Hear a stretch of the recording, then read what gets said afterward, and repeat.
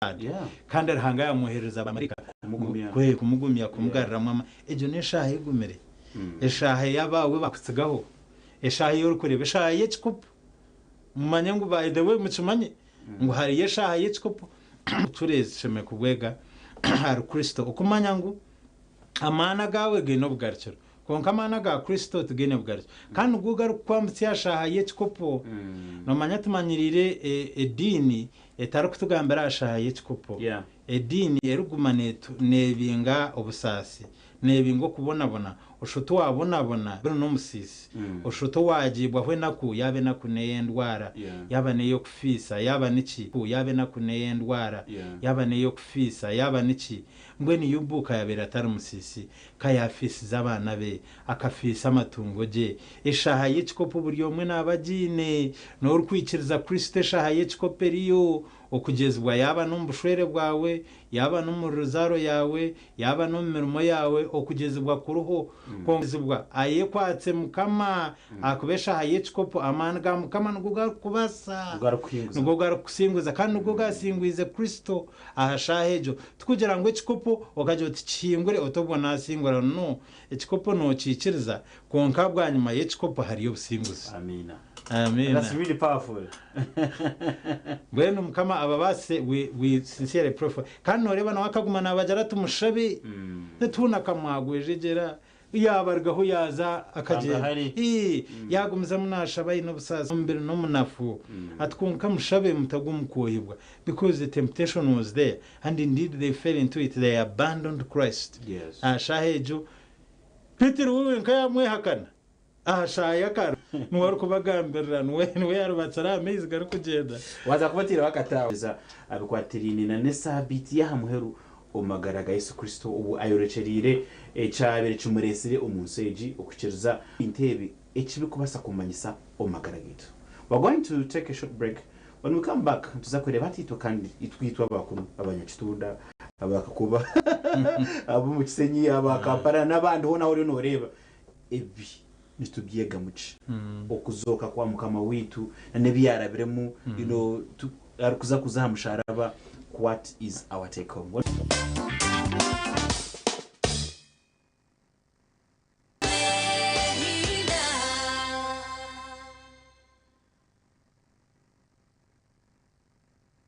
Big thing about the MTN Super wali yakapya musite wali yakapya wali yakapya MTN kabo de super mustairo mpya vibe mpya then you kabo de smartphone ne byakabibyonna wali yakapya MTN kabo de super mustairo mpya vibe mpya then you kabo de smartphone ne byakabibyonna. Get the new Kabode Super smartphone and enjoy 16 GB free. Start with a deposit of only 45,000 Uganda shillings and pay the rest in daily installments of less than 1K. You can also make weekly and monthly installments. Together, our vibes are unstoppable. Terms and conditions apply.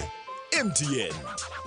MTN is regulated by Uganda Communications Commission. Nitwachira hari King Caesar University. Ishema shomero eyo murembe. Hari King Caesar University. Nichomesa kosi ezomtindo ezirimu Bachelor of Medicine and Bachelor of Surgery, Diploma in Clinical Medicine and Community Health, Bachelor of Laws, Bachelor of Business Administration, Bachelor of Applied Economics, Bachelor of Computer Forensics and Criminal Investigation, Bachelor of Science in Petroleum Geoscience, Diploma in Global Business, nezindi nyamwinji. Yandikise hati auga intake ya April ni ya August. Shanje ari Gaba Road, Bunga Hill. Ninga tutierera simu. Notisha tumwendina, nshanje nemwe, nkaga nishatu, abirina mkaga. Ninga website itu www.kcu.ac.ug. King Caesar University. Ignite the future. Hallelujah! Here's reason. This Easter, enjoy more rewards and care from StarTimes. Simply pay monthly subscription for the next bouquet and enjoy an upgrade to the next higher bouquet. For classic and super bouquet customers, subscribe for a month and enjoy 5 days extra. Extra entertaining and educative kids channels. And now it's time to extra new series on Makula TV and Gangs of Manila on the Novella E+. Reality TV dating show Hello Mr. Right Season 2. How old are you? A thrilling title race race in StarTimes UPL and La Liga. For more information, please call customer care on Airtel line 0200 117 700 or MTN line 0317 117 700. StarTimes Easter. Care beyond entertainment.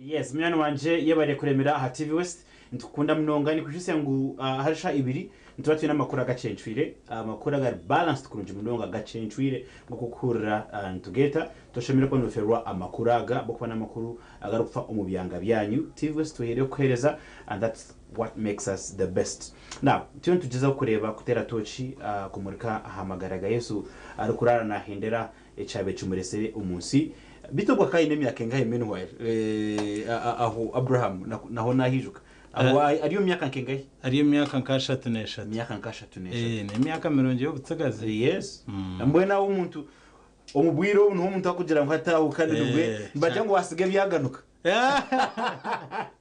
kandi kono watsige byaganuka ya konka eshahejo eri egumere bamarika bija bamugumya but still he chooses to go by all the will way. of the Father. Yes. To go all the way aichiriza. Yeah. Of course ashahejo bariyo musiri gwa Gethsemane. Yeah. Ati abejibe bamwe bagwejegire konkaho rwagati yecero Yuda ejana nabo kumkwata bejane bhuzo manyabane egisabiti ntakutwechirimi egisabiti abanire bageta Judas Iscariot week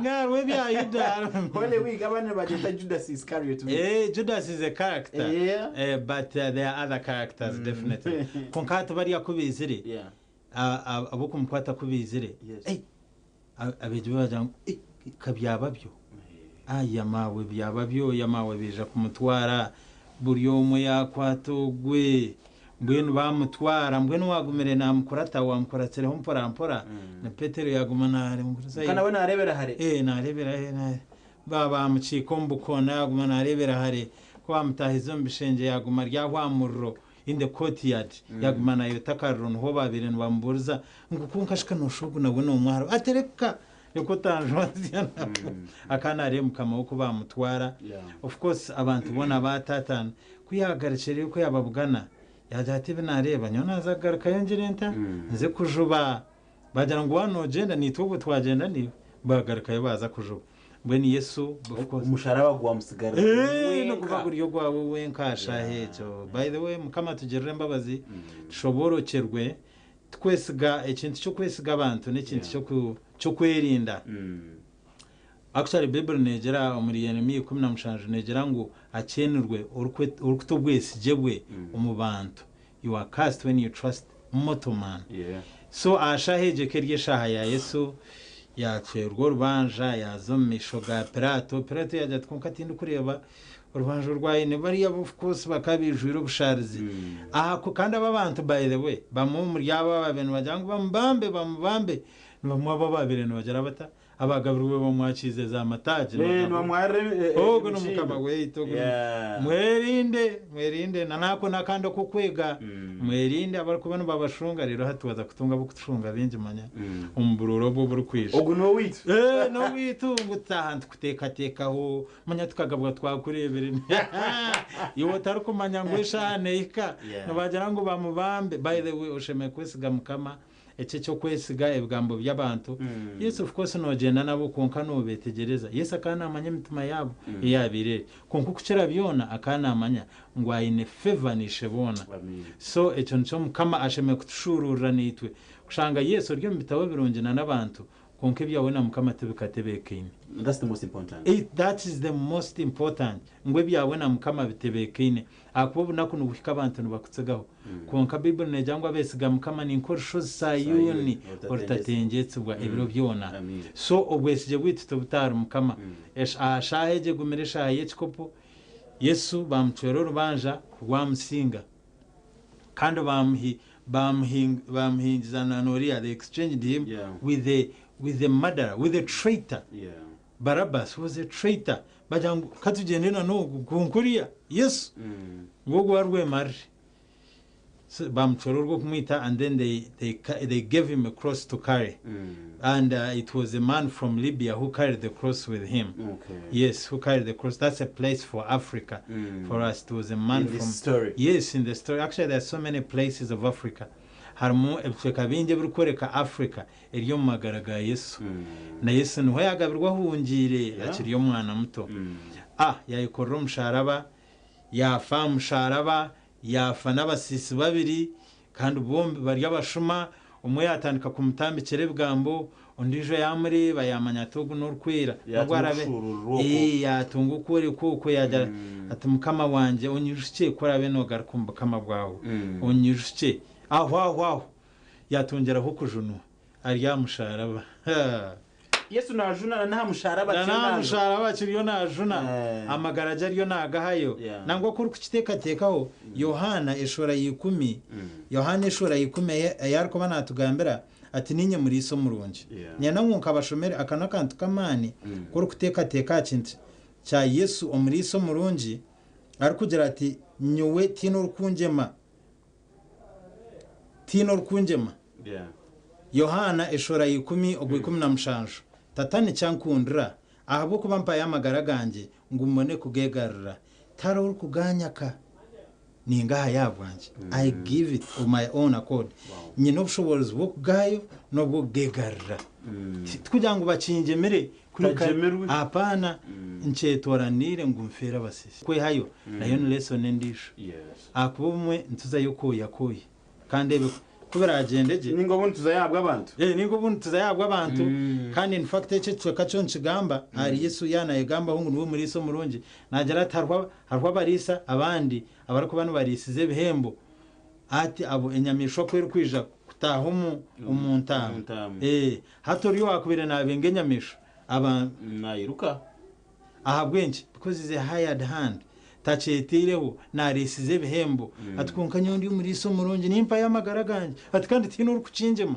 nce kundire nimpa y'amagara ganje ahabwo busyo bwanje. It's a very special thing when you look at the commitment of Christ. Abenje ntuzayo mfunerawa neza kwihayuci neza kugasurwa yuci konko yikirize by the way umukwayo Bible netugerangu Yesu akikiriza yatsegaho ikitini sace aba Filipe shura ya kabiri yikiriza kujwaro mbere rw'abantu tiyayenda kweyinganisa na rahanga no buri abiyabira rahanga ngo yikiriza kandi yabona umukubona umukuyikiriza no kufa musharaba gwenshoni ahaho no yatungira izina erukukira amazina gandi gona ngo ahizina rya Yesu buri kujkona kwiname buri gona ranjiri ngo Yesu no rahanga. He is the Lord in heaven omwiguru omunsi nangwa na hansi yensi obushobozi obwo bukamhabwa ahabwo kwecureza mwabure bihembo byo kwecureza konko kwecureza uko nukwija it comes at a very big price. That's right. Ato ikirize mukama kukore mumurumu akubase iwamana gawe kigatari kubasa akikubase nko kuyabasise Yesu. Abahebrayo shura 12 echari kutwegesa actually nabana atugambira abantu abarahanga rukwana rahanga yanakunda nakwana nakusasa akukunze mushitwa yachikozera Kristo rahanga yanakukunda nakwana Abahebrayo shura 12 kurgago kubanza nahabwo echo nko kutwe no mutwe mahango gwabakarebi abatwehingururize tujure ebiri kuturemerera byona nekibi ekitwezinjirira twiruke okwiruko kwempaka okututerirweho kandi tukwiruke no kugumisereza amesho tugahangere Yesu wenka owatandikiro kwikiriza kwitu kandi omuhikiriza wako. Haleluya. ngo owayemeiro musharaba akubegesha yetu wantugambaho neshaha yo musharaba owayemeiro musharaba abo kushemera ukwateirwe omeishoje akagayeshon zago kandi hatashitamya rubajurwo buryo bw'ekitebe cyo bukama bwarahanga amesho tube ngo twagataho okufa kwa Kristo necyo kureberaho kitu na tugira Abaheburayo shora 12 ogwa kashatu muteka techari yogo owagumusirizo kwangwa kutyo okwabasisi ba mwangere mureke kuruha no kugwenshazi omirimo yanyu nari omurugendo rwanyu muteka techari aryogo murebe byarabiremu okwango kubyayangirwe mureke kugwenshazi haleluya omutima yanyu so actually ico nico kuteka teke tushemeye kwega okugira ngo tumurebeho omukufa kwe kandi okufa kwe tukuragarikira kufugwa nyuma y'ebiro bishatu. There's another part of the story. The resurrection part. Yes, of course we love the part of the resurrection. We usually want to avoid these other parts. Yes. But there is always victory when you follow the Lord. There is victory. Hariho abantu abariyo bashasha hati abo mu gishogo mukamatira mutuma yabo gurebekera umbana babo no mbishukuru babo. Ntabwo ico ikirizo rugendo no burabe rugumere oruranga arakora byemo bwa nyuma yogo hari ubusinguzi. Amen. Reverend Abraham Habwe, that's all the time we got. Konkaye bare mnonga. Aha murebi witinga shiwa bagumena not following aninga shi not kuratira ekiganire eki twakwendire no kugira ngo orebe niwe orebe umbwiro batorebe muri ku mutima gwawe ocho no kuratirogwe owahire yo kwingana kitiho aha bwawe ningo rugera hamuramwa asigano ije kuwerwa okumanya aho yemerire. So Reverend Abraham, thank you so much for joining us this evening. Amen. Watwara kurunji. Amen. Kamba shabire wakushabira rero twende program. Kama tukusima kutomwanya kuganira tukusimira abwembeho za TV West bari kugirinda no kugikoresa mu mugwamani oyongere kubaho umugisha nabona bari kureba obarindo bamutseje biro kurebe birumwe ibintu bingi konkobe ni wategeka iraka ryawe rirabemo kandi no businge bwarahanga burengero kwetegeza ko umuntu wena buhumurize mutuma yanyu babase kumanya no kumuhereza no mwana wa Yesu Kristo kandi no mugisha gwarahanga ubushobozi ubona tateitwe no mwana no moyo rukwera gubene imwe umurugendo rw'umusharaba, the way of the cross gubene imwe umukureba okufa kwa Kristo n'umukuzoka kwe nabyone birukorwa mu gurinda amakaganyo umushogo tubona gutaritorgaho korga hata no kwistebero byona. Amen. Thank you so much again. Yabare mnonga we bari baba not following of course TVS twahire yo kwereza tsakubantu kwereza ibintu bingi mnonga bikwatirine na ibyo kufahamana no kuzoka kwa mukama witu okurabira program zetu na no makuru gitu na yashwangu waguma TVS byano jakondo bitunga imbendeza ekiro kirungi mukama baturindire. Enjoy this Easter weekend and remember of course chikuru mnonga no kugira ngo Jesus is the reason for this season. Have a very lovely evening. Bye.